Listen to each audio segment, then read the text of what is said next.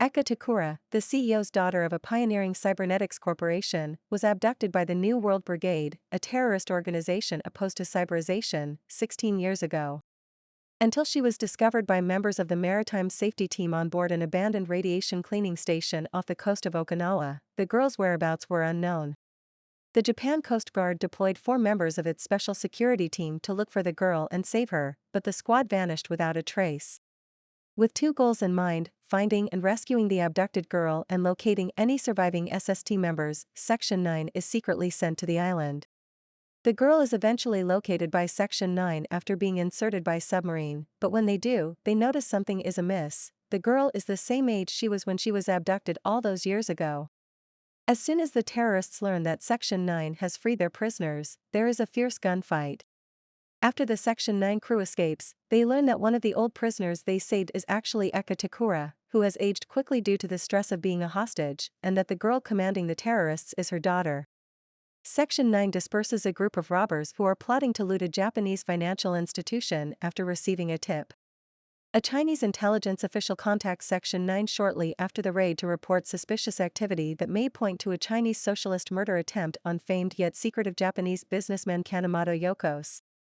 Yokos, a 56-year-old former mathematician who made a fortune by trading stocks, is thus the target of Section 9's protection.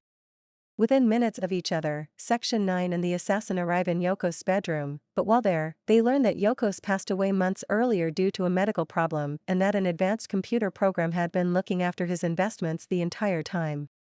Kusunagi's concerns about Section 9's Tachikoma units reach a boiling point.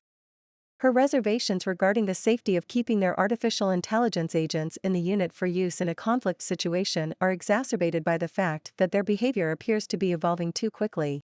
The Tachikomas become faintly aware of Kusunagi's worries, and they make an absurd effort to avoid deactivation by appealing to him in order to stop their removal. As Kusunagi calls Batu to a meeting, he learns about the Tachikoma's predicament and is informed that they will be disarmed and returned to the lab for inspection. Batu is forced to follow the directive, despite being displeased with it.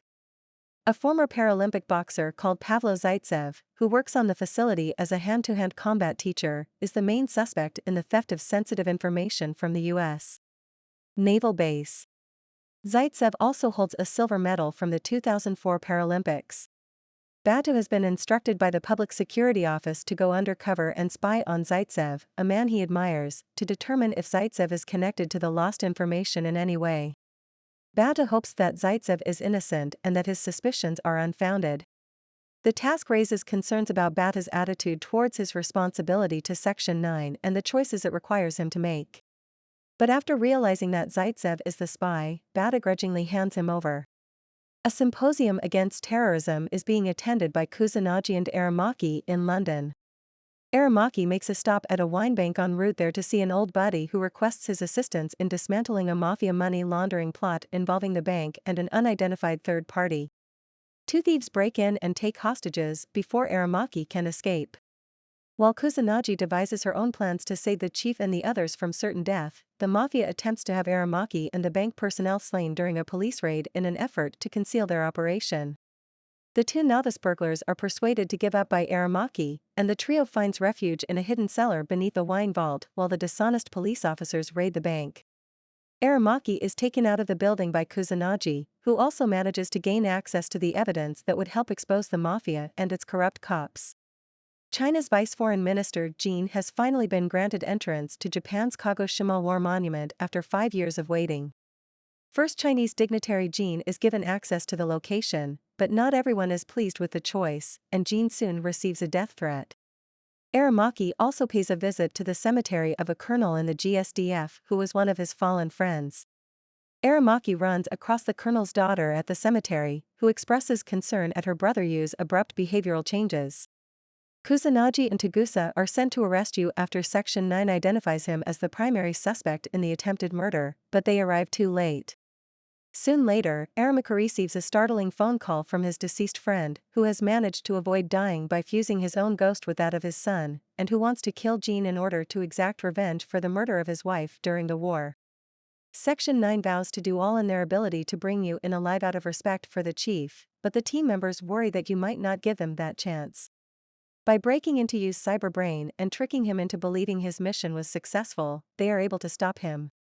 He combined his ghost with his father's, though, and as a result, he is now forever traumatized. Kanzaki, a former prime minister, calls in Section 9 to look into the kidnapping of his daughter. The North Territory's Russian mafia's alias, Blindfold Ivan, is the main suspect in the case. The same method is used by Blindfold Ivan in all of its kidnappings. Over the course of 3 days, several minors are stolen, transported to chop shops where they are slain, and then all of their organs and cybernetic parts are taken to be sold on the black market. In an effort to improve relations between Russia and Japan, Kanzaki had previously played down these mass abductions and denied the existence of Blindfold Ivan, but, at Aramaki's insistence, he publicly admits the kidnapping of his daughter in order to save his daughter. The leader of the kidnapping ring, an ex-SVR officer named Kruskowa Bazyeltnov, is thrown into the center of a sensational, national media event by the news, which drastically alters the situation. Due to the political commotion, the Russian embassy declines Bazyeltnov's request for refuge, which leads to her apprehension and the release of the abducted ladies. After the events of Portraits, Tagusa builds a notion based on The Catcher in the Rye by J.D. Salinger that the Laughing Man is wanting anything written down. Tagusa is given permission to look through a Ministry of Health, Labor, and Welfare (MHLW) records building and discovers a crucial piece of information: a list of patients with cyberbrain sclerosis who were given a covert drug called the Murai vaccination has vanished from the MHLW. When Tagusa follows the missing list to an organization known as the Sunflower Society, he discovers that some well-known Japanese citizens have been covertly given the experimental drug. The leader of the Japanese DA unit also sends the narcotics suppression team to kill Sunflower Society members and locate the missing list. Tagusa ends up being killed as the squad storms the Sunflower Society's building. He succeeds in getting away, but he suffers a severe bullet wound as a result, and a few blocks later, he passes out on the sidewalk. After getting shot, Tagusa finds himself in the hospital, but he is eager to teach the other members of the group what he has discovered. By delving into Tagusa's memories, Section 9 personally witnesses the DEA raid on the Sunflower Society, which incites wrath. The DEA chief sends the Narcotics Suppression Squad, NSS, to the home of Dr. Hisashi Imakura. After the chief takes it upon himself to inform him of Tagusa's presence at the Sunflower Society facility during the raid. After being diagnosed with cyberbrain sclerosis, Dr. Amakarusu, who presided over the committee that rejected the Murai vaccine, started using it covertly and eventually went into hiding. Section 9 launches a desperate search for Dr. Amakarusu in the hope that he might hold the key to solving the entire Laughing Man case. Section 9 locates the doctor with the help of the American Empire and its special monitoring satellites, and Batu offers to pursue him. When both groups arrive at Dr. Amakarusu's location, the NSS and Section 9 engage in a fierce gun battle. Despite their inability to stop Dr. Amakarusu's murder, Section 9 is able to gather the proof they require to bring charges against the DEA. In conjunction with the search of the Sunflower Society facility, the head of the DEA is detained on suspicion of murder. Aramaki gives Section 9 the task of searching through all of the facility's records to identify the remaining Narcotics Suppression Squad members. Former Prime Minister Kanzaki and Aramaki take the elevator together as they leave the building, and Kanzaki confides in Aramaki that the person pulling the strings is well connected to the Navy and has many influential acquaintances. The remaining members of the narcotic suppression team attempt to arrest Aramaki elsewhere by luring him to the refugee district with a lie about his homeless brother. However, Bata saves the chief before the police arrive, foiling their scheme. In the meantime, Kusanagi is attempting to fix her prosthetic body after suffering major damage in a conflict with the government's most recent power armor prototype. She intends to carry out a straightforward body swap, but the doctor performing the surgery is actually an NSS agent who wants to kill her by deleting her ghost. The Laughing Man, who has ghost-hacked the assassin and finished the Major's body swap, shows in just in time to save Kusanagi from being killed. This enables her to defeat the assassin after he departs. As he did 6 years prior, the Laughing Man comes to capture Ernest Serrano, the CEO of Serrano Genomics. He and the Laughing Man go back to the cafe where Serrano was first abducted, and they tell the tale of what happened before the abduction and what happened after.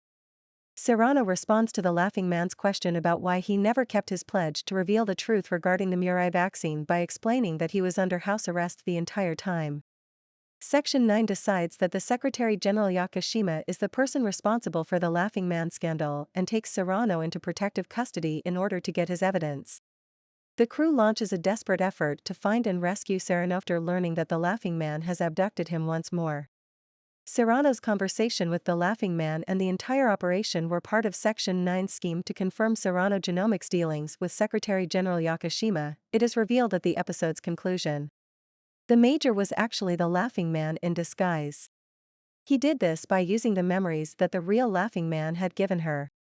Section 9 is prepared to take action against standing Secretary General Yakashima after learning the complete truth about the Laughing Man incident from the Laughing Man himself and verifying the facts with Serrano.